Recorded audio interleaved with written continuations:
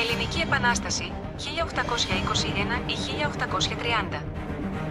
Η Φιλική Εταιρεία. Από το 1453 οι Έλληνες ήταν σκλαβωμένοι από τους Οθωμανούς. Κάποτε όμως, όπως πολλά κράτη, θα κάνει επανάσταση. Το 1814 δημιουργήθηκε στην Οδυσσό, μια πόλη της Ρωσικής Αυτοκρατορίας με πολύ χαμηλούς φόρους, μια ομάδα Ελλήνων με σκοπό να απελευθερωθούν από τους Οθωμανούς. Στην Οδυσσό υπήρχαν πολλοί Έλληνες.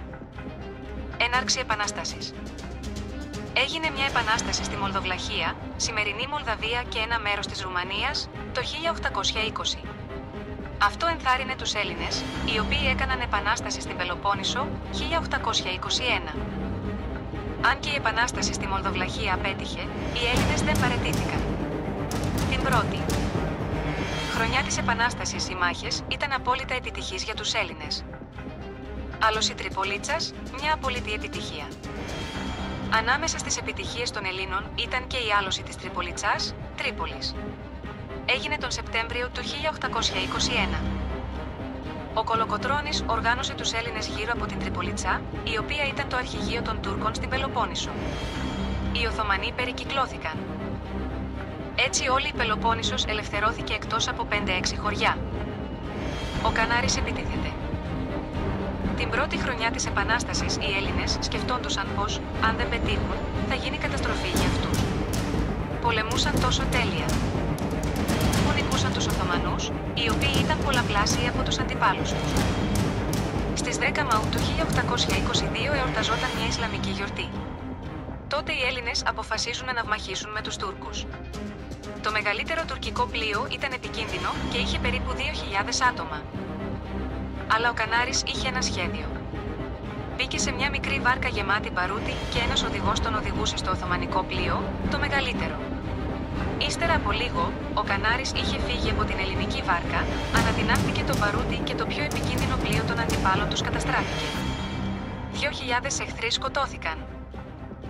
Οι Άγγλοι, οι Γάλλοι και οι Ρώσοι, επειδή υποστήριζαν τους Έλληνες, έφτιαχναν χαλκογραφίες με αυτό το συμβάν της Επανάστασης, τις πουλούσαν και έδιναν στους Ρωμίους, Έλληνες, τα χρήματα που έβγαζαν, για να νικήσουν τον αντίπαλό τους.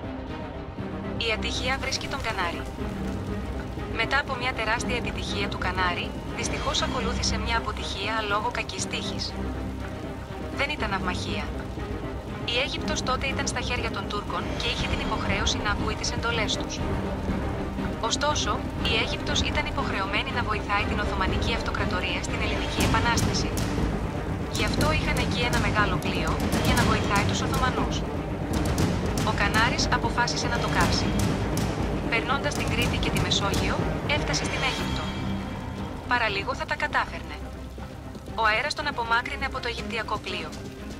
Είχε φτάσει πάρα πολύ κοντά, πριν απομακρυνθεί.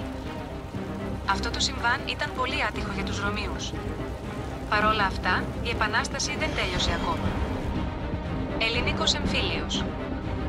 Την πρώτη χρονιά της Επανάστασης υπήρξαν μεγάλες επιτυχίες για τους Έλληνες. Αλλά με το που έφτιαξαν το δικό τους κράτος, μη αναγνωρισμένο, άρχισαν να κάνουν αυτό που έκαναν πάντα στην ιστορία τους, εμφύλιες συγκρούσεις. Τις έκαναν για το ποιος θα γινόταν αρχηγός της Ελλάδας. Αυτό αποδυνάμωσε τους Έλληνες. Ως αποτέλεσμα, διευκόλυνε την Οθωμανική Αυτοκρατορία να καταπνίξει την εξέγερση. Όσο περνούσε ο χρόνος, οι Τούρκοι κατακτούσαν ελληνικά εδάφη. Αλλά οι Ρωμαίοι εξακολουθούσαν να κάνουν εμφύλιες συγκρούσεις 1823-1827 και να χάνουν τις ελπίδες τους για μια επιτυχή επανάσταση. Οι ελπίδες ζωντανεύουν με την ναύμαχια του Ναβαρίνου. Οι Τούρκοι εξακολουθούσαν να κερδίζουν τους Έλληνες. Είμαστε στο 1827. Για καλή τύχη των Ελλήνων, τότε τελείωσε ένας Ρωσοτουρκικός πόλεμος με ηνίτια της Οθωμανικής Αυτοκρατορίας. Οι Ρώσοι πίεσαν την Τουρκία να αφήσουν την Ελλάδα ελεύθερη. Επίσης, το 1827 έγινε η ναυμαχία του Ναβαρίνου. Οι αντίπαλοι των Τούρκων αποδυναμώθηκαν αρκετά και θα έχαναν. Εκείνη τη στιγμή ήρθε βοήθεια από την Αγγλία, τη Γαλλία και τη Ρωσία, η οποία έσωσε τους Ρωμίους. Στο τέλος οι Μουσουλμάνοι έχασαν τη μάχη. Αυτή η επιτυχία έσωσε την Ελλάδα από την καταστροφή. Η λήξη της Επανάστασης, η ανεξαρτησία. Μετά από 9 χρόνια αγώνα, Το 1830 έγινε αυτό που δεν είχε συμβεί στα 9 έτη της Επανάστασης. Στο Λονδίνο, την πρωτεύουσα της Βρετανικής Αυτοκρατορίας, γίνεται ένα συμβούλιο. Σύμφωνα με αυτό, η Ελλάδα έγινε ανεξάρτητο κράτος. Τα σύνορά της ήταν από τον Αμβρακικό ως τον Παγασιτικό. Κόλπο. Έγινε στις 3 Φεβρουαρίου του 1830. Τότε τελείωσε ο 9χρονος αγώνας της Ελληνικής Επανάστασης.